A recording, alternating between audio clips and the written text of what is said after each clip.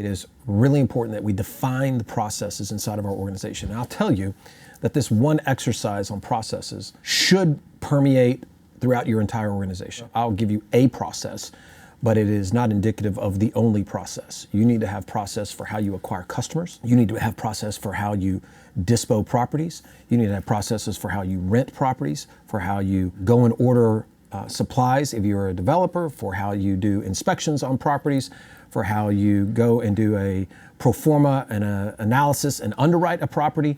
There should be a process that is documented everywhere. Now, how do you document process?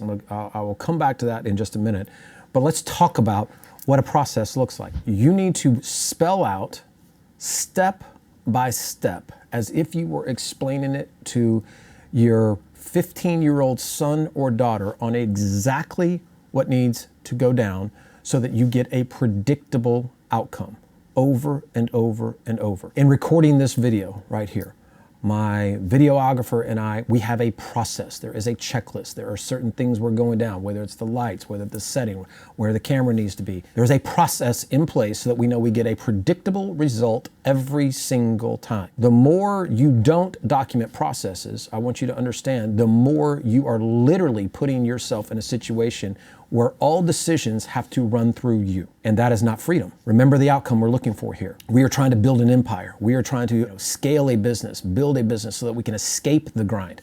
The more of it that has to run through you, all the decision making, it might make you feel like you are important, but actually it is indicative of poor management, poor leadership. You want to put yourself in a situation where you don't have to do anything, where you get to do everything. Anything that lights you up.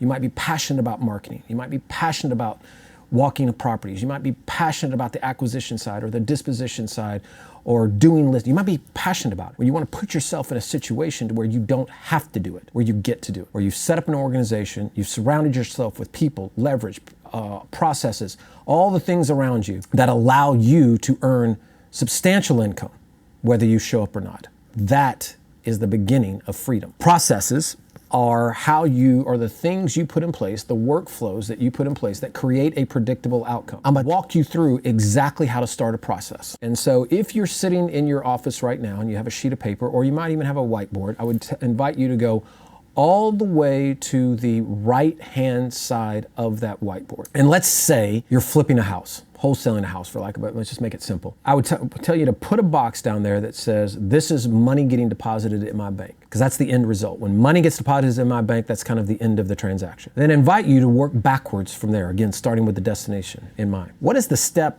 right before that? What happened right before the money went into your bank account? Well, clearly you reviewed the HUD and signed the docs, right? And what happened right before that? You were probably emailed the docs and reviewed them and made any corrections, any changes that need to be made. Right before that, you probably made a phone call to the title company to make sure all wires were in and all the money and everything was there and ready to go. Right before that, you probably talked to the title company to make sure to follow up to make sure you were still on for the closing date in a few days, and the seller was showing up, the buyers were showing up, everything was still on track, right? Right before that, you probably assigned or got the documents back from your buyer, where you assigned the documents and got their escrow money and made sure it was and so you just work backwards. Now, why do you do it that way instead of the other way? The way the human mind works, if we go left to right in a process, we will easily blow through steps. It's just natural. We all do this. If I ask you today, hey, how do you do what you do? Oh man, I go talk to sellers, I get their house, we agree on a price, I sign the docs, I take it over to the title company, I sign the contract to a buyer, and then I get paid. Well, there's about 45 steps in between there that you just blew right through. But if you work backwards, you're making your brain work in reverse, which then means you have to actually think logically. You can see I was just doing it a second ago, and it will help you document that entire process. Now, if you put that on a whiteboard, take a picture of that, go to Upwork, have somebody put it into a PowerPoint for you or a PDF for you, very simply. You can take that entire document, have it put into a working document and load it up into a piece of software called Tranual, which is a system for training manuals and employee manuals. I mean, it's very, very straightforward. It works very similar to like a blog or a membership site works, where all your employees or anybody you hire, there's this one place where all the documents are. If you don't want to do that, then very simply, if it's on your whiteboard, turn your video camera on your phone and stand in front of the whiteboard and record yourself talking through each one of these steps and the importance of it. As you're looking at the board, you're recording effectively a training video right there. You have that training video. You can take that and have it transcribed. You can use a service like rev.com, rev.com, have the entire thing transcribed, and that'll be done in 24 hours. So in 24 hours,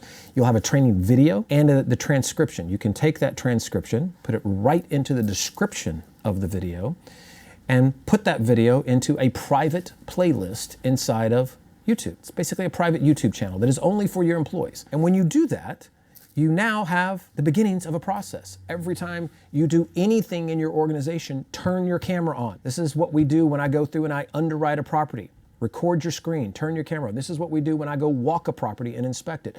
This is what the process is when I get on the phone and I'm doing cold calling. This is the process for how I clean up my data. This is the process for how I go and find properties in the MLS. And whatever it is, record yourself. Send it to rev.com.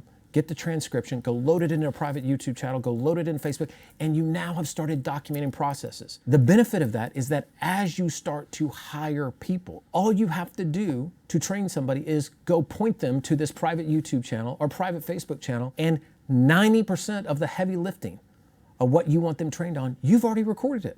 And it didn't cost you $1, and it didn't cost you any extra time. All you were doing was recording yourself doing it. If you're recording yourself underwriting a property or finding a property, narrate the video.